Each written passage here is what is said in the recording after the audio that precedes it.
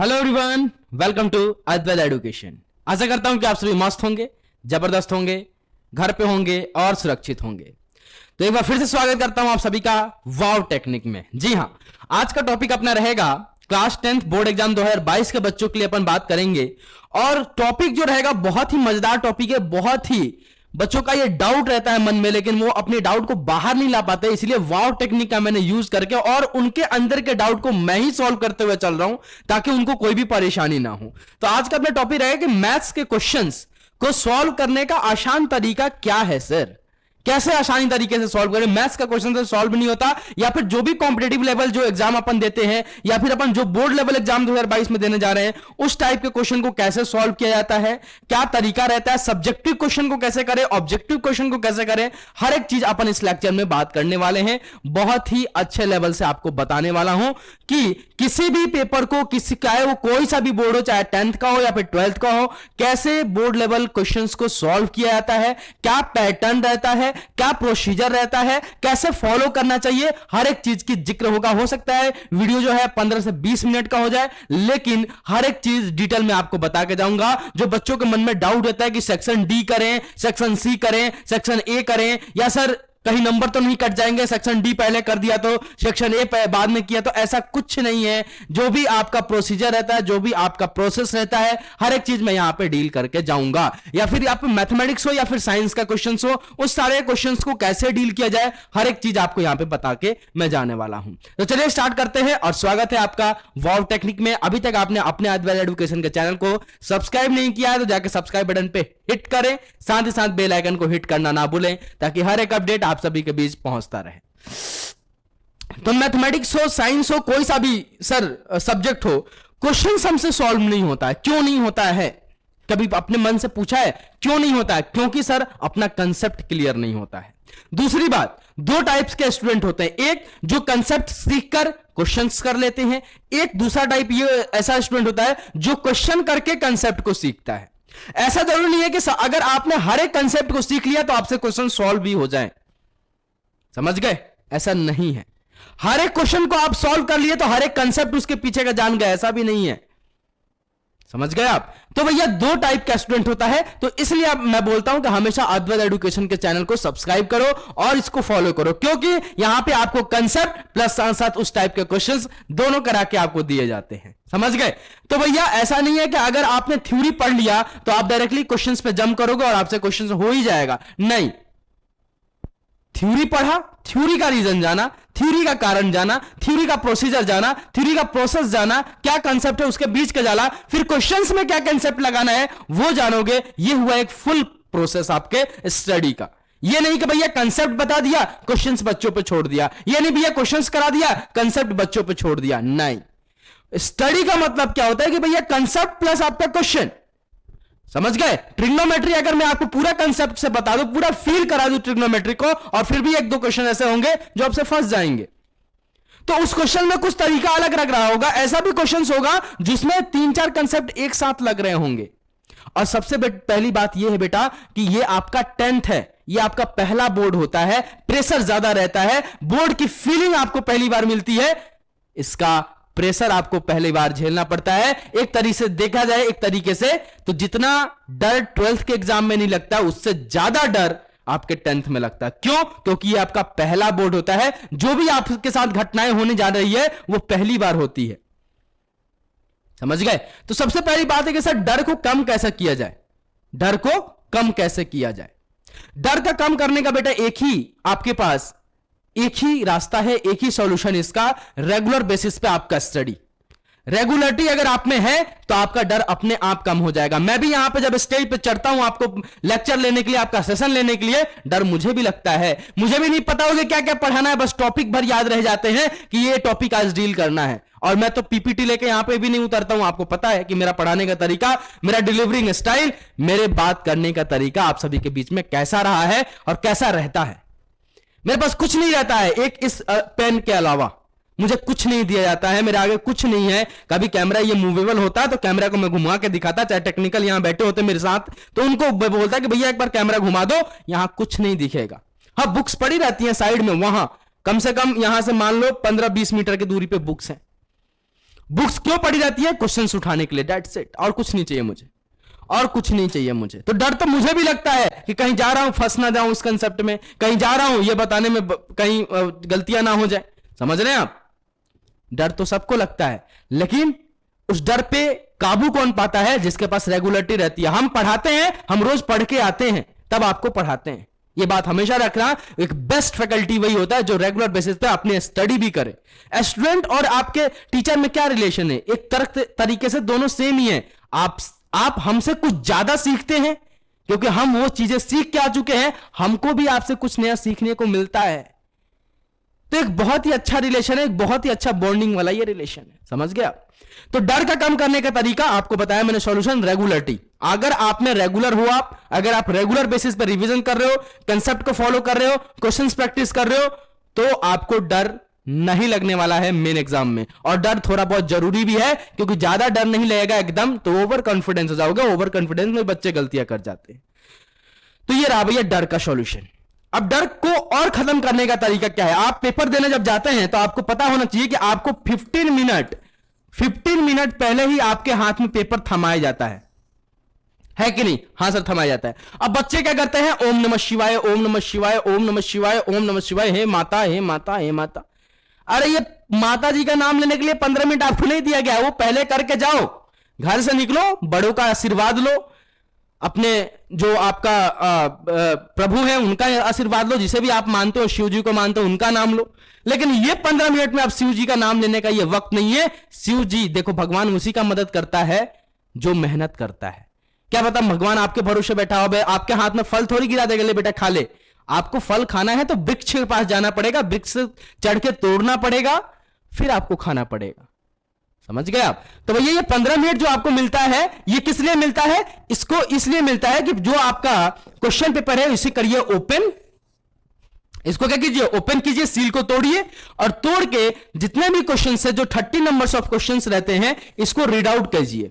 और रीड कैसे करना है हमेशा ध्यान रखना, जब भी आप पढ़ के जाओगे हर एक क्वेश्चन आपको ऐसा लगेगा कि देखा सा है। जब आप अद्वैत एजुकेशन के चैनल को फॉलो करोगे तो हर एक कंसेप्ट आपको लगेगा नहीं ये भी सर ने पढ़ा है, ये भी पढ़ा है, ये भी पढ़ा है, लेकिन उस टाइम आपके ब्लैंक हो जाएगा माइंड कि ये तो पढ़ाया है लेकिन सर मुझे याद नहीं आ रहा है।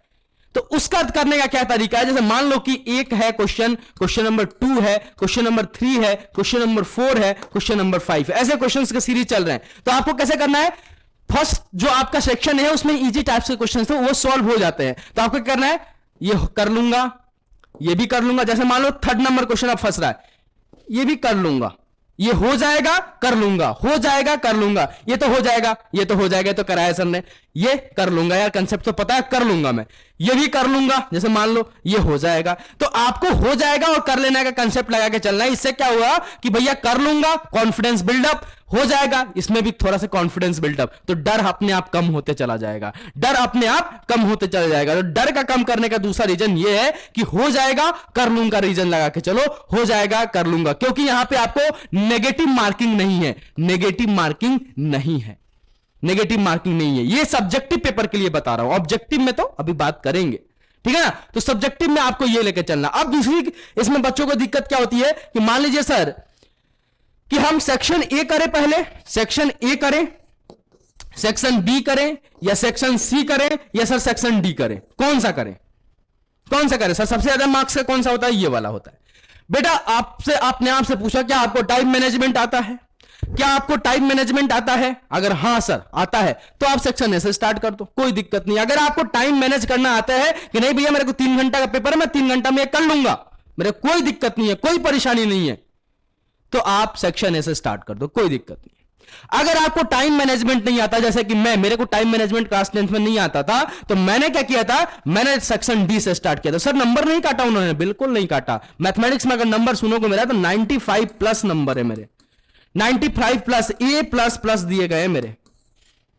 तो भैया मैंने सेक्शन डी से स्टार्ट किया था, सेक्शन डी से स्टार्ट किया था। और सर स्टार्ट कैसे करना है? तो ऊपर डाल दो सेक्शन डी और अपना क्वेश्चन नंबर डालो। जैसे मान लो पहला है तो इसको किया, फिर इसको किया, फिर इसको किया, फिर इसको किया, अब मान लो सेक्शन डी में कोई क्वेश्चन फंस गया, तो भैया क्लास 10th में ज्यादा से ज्यादा अगर क्वेश्चन फंसता है तो 15 लाइन छोड़ दो उस क्वेश्चन के लिए, इनफ है आपके लिए। मैथमेटिक्स में 15 लाइन गिन के छोड़ दो। अगर कोई क्वेश्चन फंस जाता है और आपको उसका कंसेप्ट याद नहीं आता है, लगता है कि नहीं लास्ट में देखूंगा, तो 15 लाइन गिन के छोड़ दो, इनफ है आपका क्वेश्चन सॉल्व करने के लिए। That's it.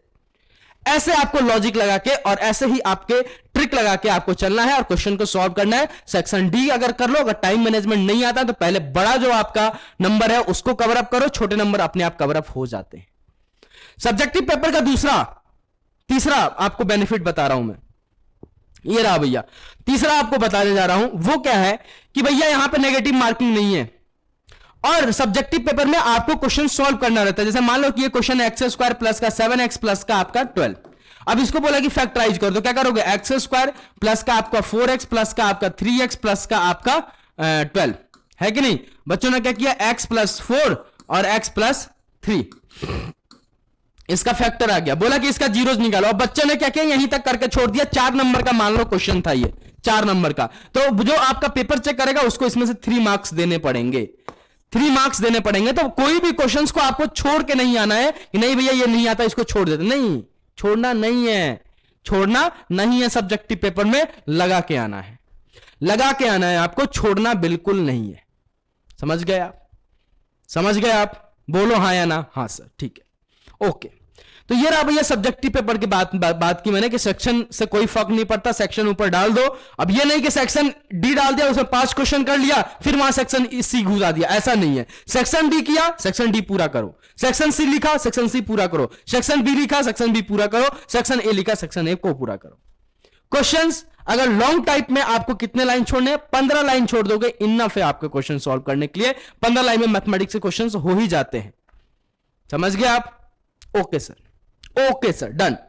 अब बात आती है ऑब्जेक्टिव की। तो ऑब्जेक्टिव में तो क्या ही करना है, ये तो बता भी चुका हूं एक बार। आपको OMR शीट मिलेगा, आपको उसमें लगाना है घेरा। लेकिन इसमें भी आपको प्रोसीजर वही लगा के चलना है। जैसे मान लो 1 2 3 4 5 6, ऐसे आपको 30 नंबर्स ऑफ क्वेश्चन, 40 था ना? हाँ, 40 नंबर्स ऑफ क्वेश्चन आपको गिवन रहेंगे। 40 या 30 या 40 ऐसे कुछ है ना? मेरे को एग्जैक्ट याद नहीं है, मैंने बता रखा है, वीडियो में बता रखा है टर्म 1 वाले में, है ना? तो उसमें आप देख लीजिएगा। जैसे मान लीजिए ऐसे क्वेश्चंस दिए गए हैं आपको, अब आपको इसमें भी वही प्रोसीजर लगा के चलना है कि हो जाएगा, कर लूंगा। जैसे मान लो कि पहला वाला क्वेश्चन है, आपको आता है अच्छे तरीके से, हो जाएगा सर, ये भी हो जाएगा सर, ये सर कंसेप्ट तो पढ़ा है लेकिन सर याद नहीं आ रहा कैसे हुआ, लेकिन कर लूंगा सर, ये भी कर लूंगा, ये हो जाएगा।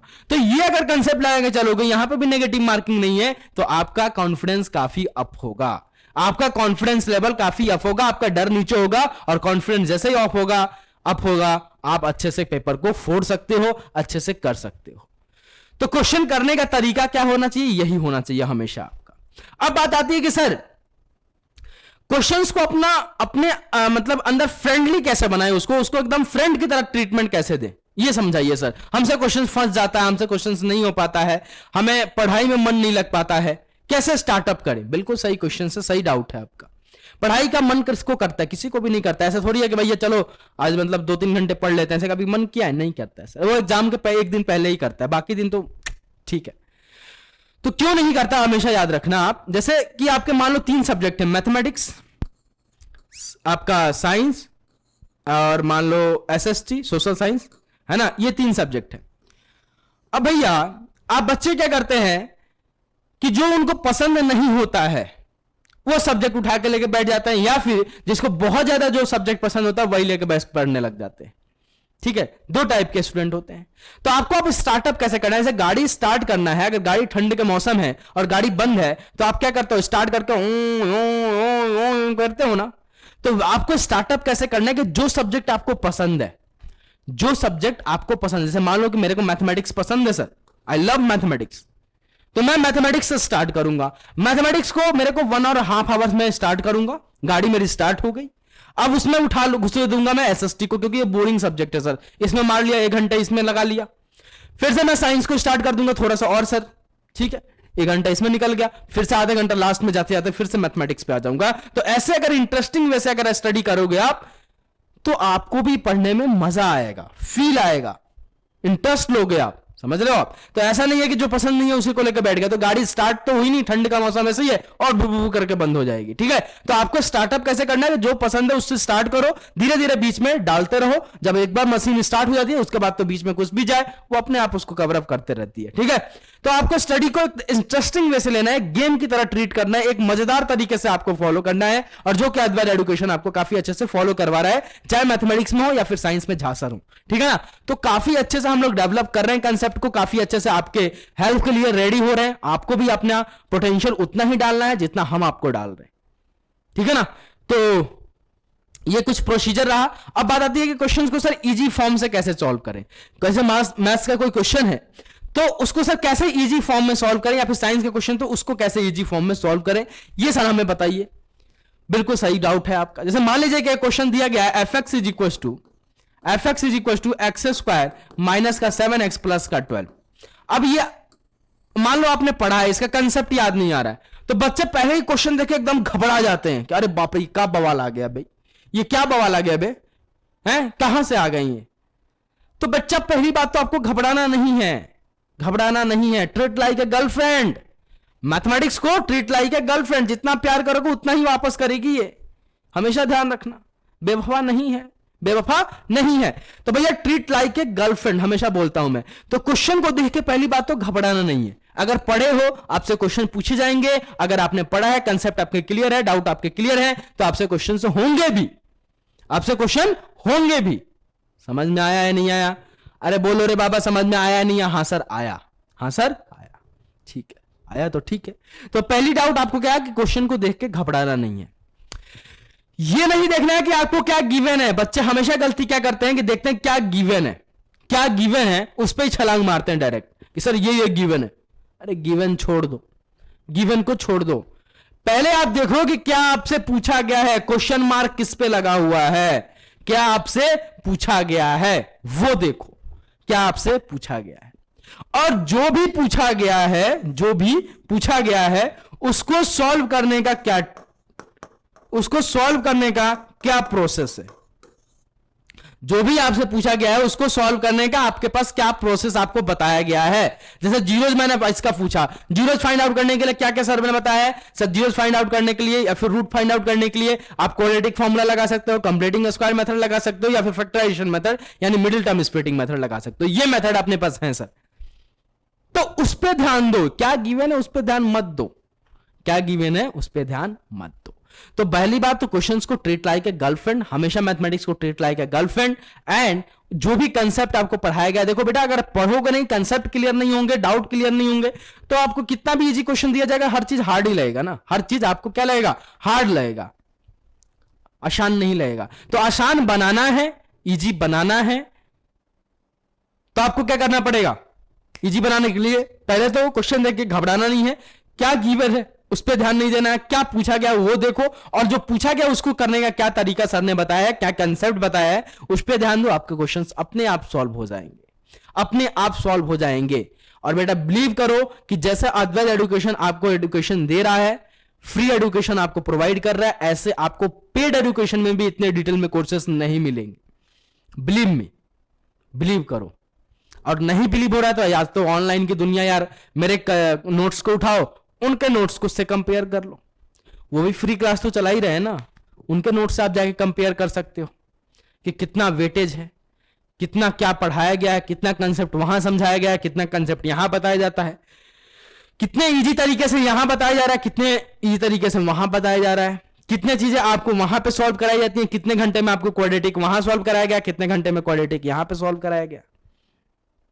तो ये सब चीजों आप जाके मिला सकते हो। आजकल तो बहुत ही इजी है ये सब करना, क्योंकि ऑनलाइन की दुनिया है, सभी लोग अब ओपन दुनिया में जी रहे हैं। पहले एक बंद कमरे का इंडस्ट्री थी ये एजुकेशनल फील्ड, एक बंद कमरे में जो भी होता था वो होता था, किसी के नोट्स कहीं वायरल नहीं होते थे। आजकल तो 2 मिनट नहीं लगता वायरल होने में, है कि नहीं। पता चला आज शाम को क्लास लिए, सुबह उठे एकदम वायरल हो रहे हैं, आपके ही वीडियोस हर जगह चल रहे हैं, समझ रहे आप। तो ये सारी चीजें, आज की दुनिया बहुत ही टेक्निकली बहुत आगे बढ़ चुकी है ना।